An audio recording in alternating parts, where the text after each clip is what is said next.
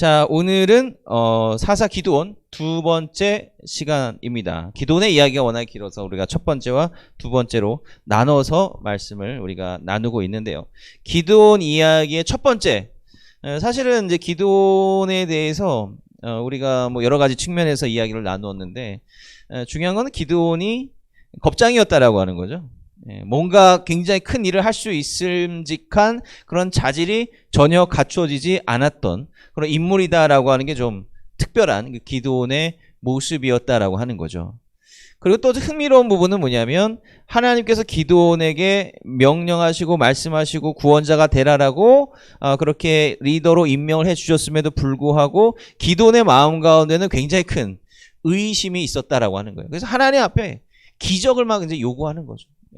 양털을 깔아놓고 하나님 이 양털만 젓고 땅은 안 젓게 해주시면 제가 믿겠습니다. 오늘 해주시니까 좀 바꿔서 땅만 젓고 양털을 안 젓게 해주시면 제가 믿겠습니다. 확인을 하고 싶어 하는 거죠. 물론 우리가 신앙이라고 하는 부분을 우리 삶 가운데서 기적이나 이러한 초월적인 경험을 통해서 확인하면 참 좋죠. 그런 그 부분들에서 우리가 확신을 가지는 부분도 사실은 중요합니다.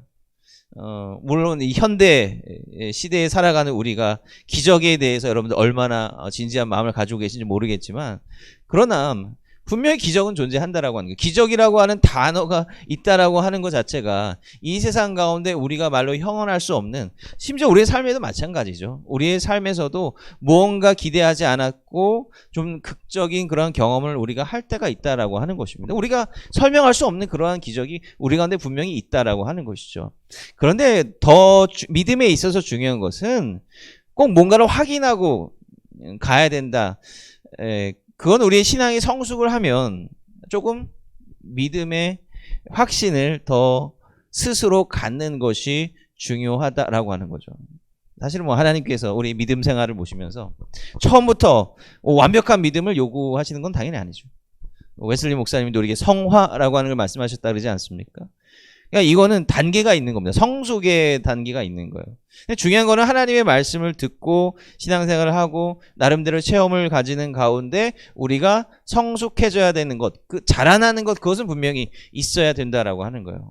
처음에는 뭔가 눈으로 확인을 하고 분명히 무언가를 목도하고 이런 걸 통해서 믿음이 자라날 수도 있겠지만, 어느 순간이 지나게 되면 우리 스스로 하나님을 먼저 믿고 먼저 신뢰하고 그렇게 옳은 길을 향해서 나아가는 것이 사실 중요하다라고 하는 겁니다. 그러니까 기도는 그걸 못했던 거죠. 그리고 이제 나중에 엉뚱한 것에서 이제 희망을 바라보게 되는 이제 그것을 우리가 보게 될 텐데요. 기도의 두 번째 이야기를 함께 보도록 하겠습니다. 사사기 8장 27절부터 28절의 말씀 제가 읽어보도록 하겠습니다. 기드온이 그 금으로 에봇 하나를 만들어 자기의 성읍 오브라에 두었더니 온 이스라엘이 그것을 음란하게 위함으로 그것이 기드온과 그의 집에 올무가 되니라. 미디안이 이스라엘 자손 앞에 복종하여 다시는 그 머리를 들지 못하였으므로 기드온이 사는 40년 동안 그 땅이 평온하였더라. 아멘. 이제 기드온의 이제 마지막 부분입니다. 그냥 기드온의 이 마지막 부분에 대한 말씀을 보면 이게 좋은 건지 안 좋은 건지 좀 애매하죠.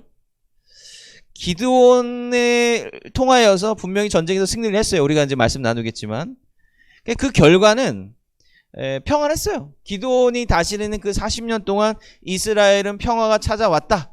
40년 짧은 시간 아니죠. 엄청나게 긴 시간 동안 평화가 찾아왔는데, 그런데 그 이전에 사실은 그 속을 들여다보면 기드온으로 인해서 이스라엘 백성들이 또 하나님을 잊어버리기 시작하고 우상을 섬기기 시작했다라고 하는 것입니다.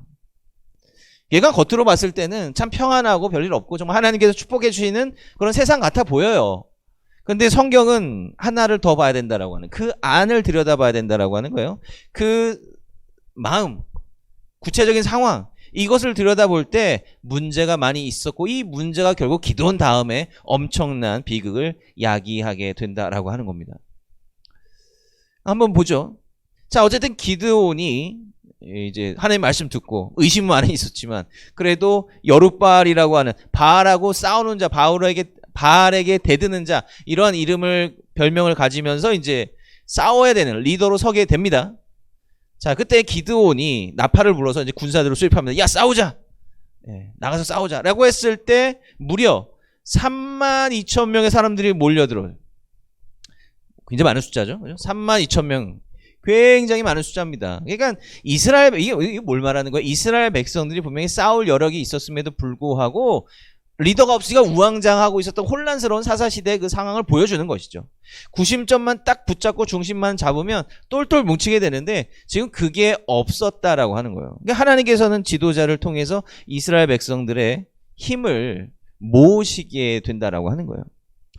그러니까 이런 모습들을 보면요, 우리의 삶에 대해서도 좀 생각을 좀 해보게 됩니다.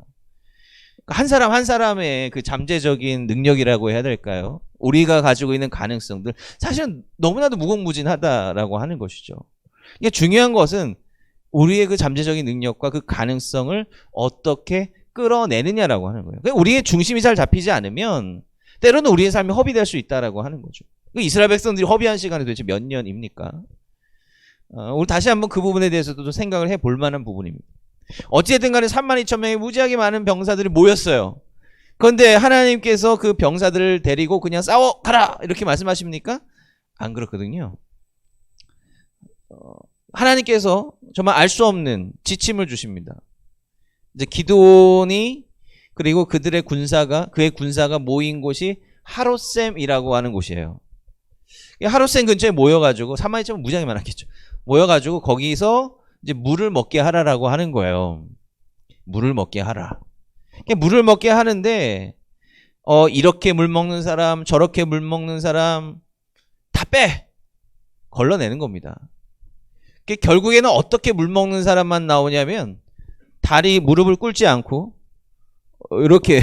이렇게 아주 불편한 자세로 희한하게 물을 먹는 사람만 출현해요. 그 사람이 바로 300명. 그래서 기드온의 300명 용사가 되는 겁니다. 왜 물을 먹는 걸로 걸러냅니까? 살짝 모르겠어요. 예. 물 먹는 게 어떻게 우아하게 먹어야 됩니까? 사실 이렇게 남은 사람만 보면 우아하게 먹는 것도 아니에요. 아마도 최소한의 인원을 남겨두시기 위해서 희한하게 상식적으로 물을 먹지 않은 사람만 가려냈을 것이라 생각을 합니다. 그러니까 기드온에게 있어서 남은 사람들의 의미가 뭐냐? 뭔가 좀 범상치 않은, 평범하지 않은 그런 사람들인 것이고, 숫자적으로 봐도 32,000명과 300명 누구 데리고 갈래? 32,000명 데리고 가야죠. 그런데 300명만 남았다라고 하는 거예요. 이게 뭘 의미하는 겁니까? 하나님께서 모든 것을 다 갖춰준 상태에서 전쟁에 나가라고 했을 때 승리를 하게 되면 기드온과 그 사람들이 어떻게 착각할 가능성이 있어요? 우리가 군사를 이렇게 모아가지고 열심히 싸워서 이겼네 라고. 근데 하나님께서 이 구약 성경에 보면 전쟁을 통해서 보여주시려고 하는 항상 진리가 있어요. 하나님께서 너희들을 위해서 싸우신다, 이겁니다. 그냥 기적이라고 하는 게 이제 이런 데서 들어가는 거죠. 이게 기적이다라고 하는 거예요. 내가 세상적인 어떤 기준으로 나를 판단을 하면 잘 안 될 것 같은데, 우리는 잘 안 될 것 같으면 쉽사리 포기하게 될 수도 있지 않습니까? 뭘 시작하기 전에 그냥 포기해 버릴 수도 있다라고 하는 거예요. 그런데 그렇지 않다라고 하는 거예요. 오히려 그 기적을 통해서 하나님께서 놀라운 일을 이루신다라고 하는 것을 성경을 통해서 이야기를 해주고 있는데, 사사기의 모든 전쟁 이야기들이 사실은 너무 얼토당토한 전쟁 그런 건 당연히 아니고요. 이유가 있습니다. 그 과정이 있고요. 한번 보죠. 자, 아무튼 하나님께서 기드온에게 말씀하시고자 하는 메시지는 이거예요. 야, 너 원래 저희 포도주 구덩이에서 밀타작하던 겁장이었지. 지금 이 어중이 떠중이 300명 지금 다 모였지. 지금 이 군사를 가지고 어떻게 하나님께서 싸우시는지를 봐라. 그래도 나갈 수 있겠느냐라고 물으신다라고 하는 것입니다. 하나님의 말씀이 이런데 하나님의 말씀대로 우리가 이 세상 가운데서 살 수 있는 용기가 필요한 거거든요. 여러분, 신앙이라고 하는 것은 용기가 필요한 겁니다. 우리가 어떠한 용기를 가지고 어떻게 이 세상 가운데 살아가야 되겠습니까? 자, 기드온이 이제 전쟁을 해야 되는데 못 나가요. 공격을 못 해요. 왜? 지금 기드온의 눈앞에 보일 때 이거 정말 막막하거든요. 이 300명 가지고 뭘 하고 어떻게 이 전쟁에서 승리를 할 수 있을까 고민하는 겁니다. 믿음대로 살아간다라고 하는 게 고민하게 만드는 거죠. 야, 내가 이렇게 이러한 걸 해야 되는 건 맞는 것 같은데 쉽사리 이 세상 가운데서 그런 결정을 하기가 너무나도 어려운데 얼마나 우리 가운데 갈등이 많고 그렇습니까? 뭐 기드온과 사실은 우리가 다를 바가 없다라고 하는 거죠. 여러분들 안다라고 하는 게 뭐죠? 여러분들 안다라고 하는 게 무엇입니까? 여러분 열심히 공부하고 계시잖아요, 그죠? 뭐 학교에 있고 없건 상관없이 우리는 계속해서 뭔가를 공부해야 돼요. 뭔가를 알아야 된다라고 하는 거. 왜 알려고 하는 거죠? 왜 우리는 공부가 필요합니까? 이런 격언이 있죠? 네. 이런 격언이 있어요. 아는 만큼 보인다. 아는 만큼 보인다라고 하는 게 뭡니까? 알아야 이 세상을 지혜롭게 편안하게 살아갈 수 있다라고 하는 거죠. 요즘 뭐 패스트푸드 이런 데 가면 맥도날드 이런 데 가면 키오스크 이렇게 딱 있잖아요. 가끔 뉴스에도 나오더라고요. 이 키오스크에서 어르신분들이 이걸 조작을 못 하셔가지고 햄버거를 시키지 못하셔서 너무 이거를 자체의 문제가 아니라 사실은 내가 이제 햄버거를 또 빵도 못 사 먹는 그런 시대가 왔구나.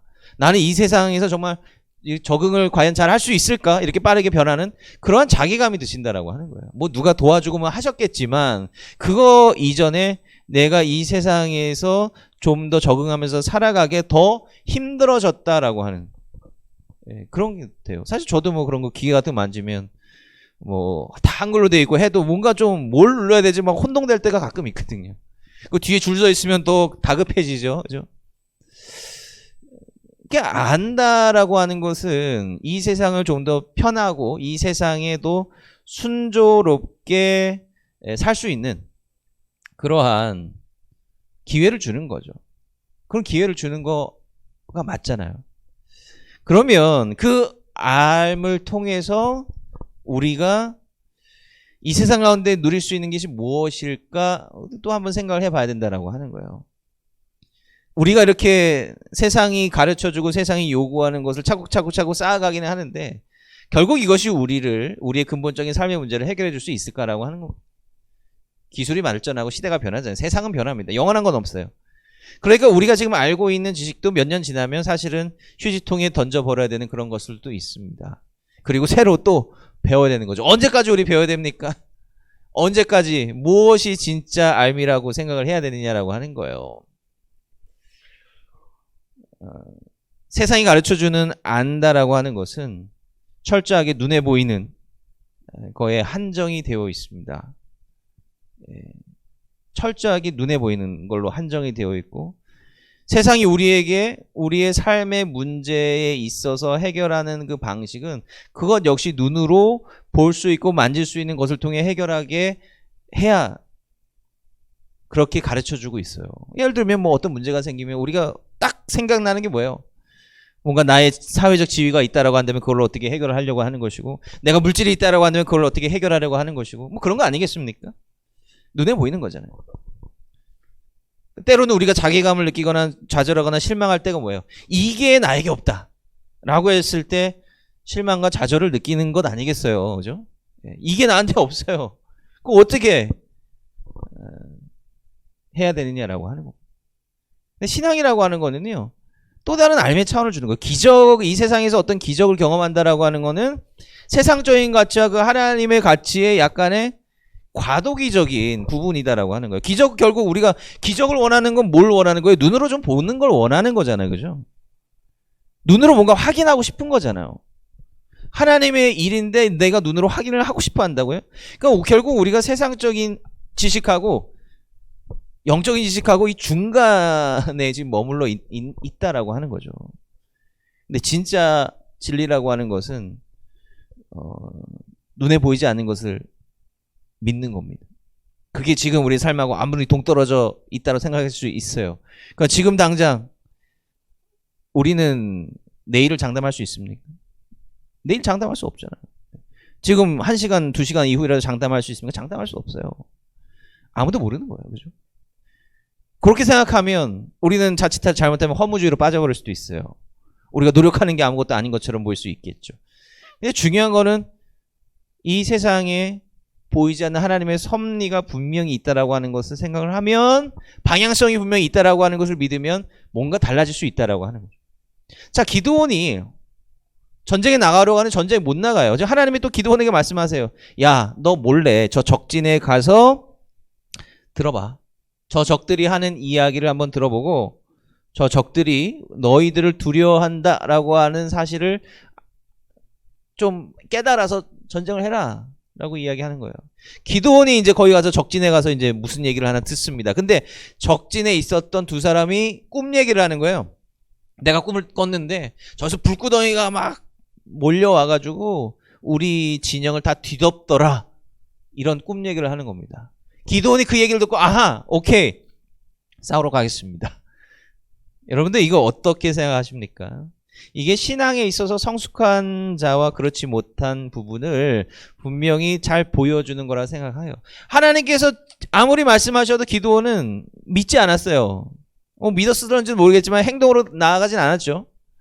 그런데 다른 사람들이 꿈 얘기하는 거에 이제 혹해가지고 이제 거기에 확신을 가지고, 물론 그 꿈도 하나님께서 주신 것이라고 할 수 있겠지만, 그러나 우리가 이 이야기를 통해 보면 기드온이 기대었던 것이 얼마나 허망하고 허무한 것이었는가 이것을 알 수 있지 않습니까? 그때 기드온과 300용사가 전쟁에 나가서, 여기는 이제 산으로 둘러싸인 곳이거든요. 그 산에 숨어서 잠복을 하고 있어요.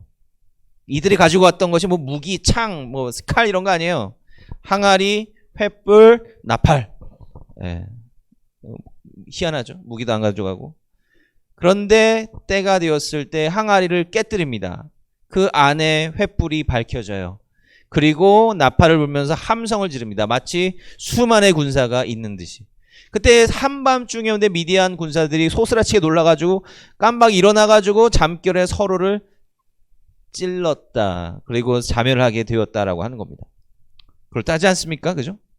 뭐 제갈 공명의 그런 생각 같아 보입니다.